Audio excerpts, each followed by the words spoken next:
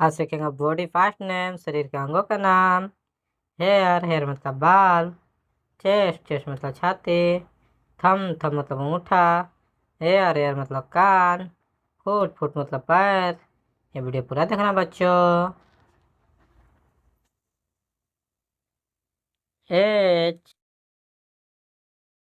A I R, hair, hair मतलब बाल।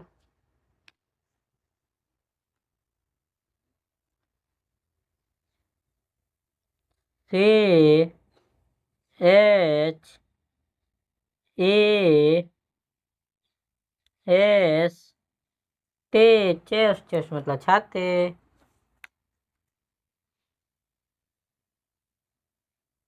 T H U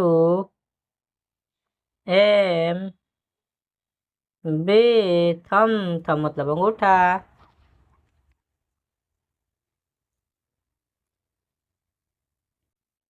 A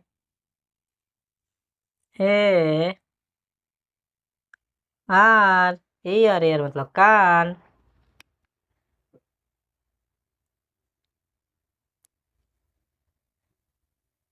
F O O T, foot, foot मतलब पैर। Hair, hair मतलब बाल। चेस्ट, चेस्ट मतलब छाती। थम, थम मतलब अंगूठा।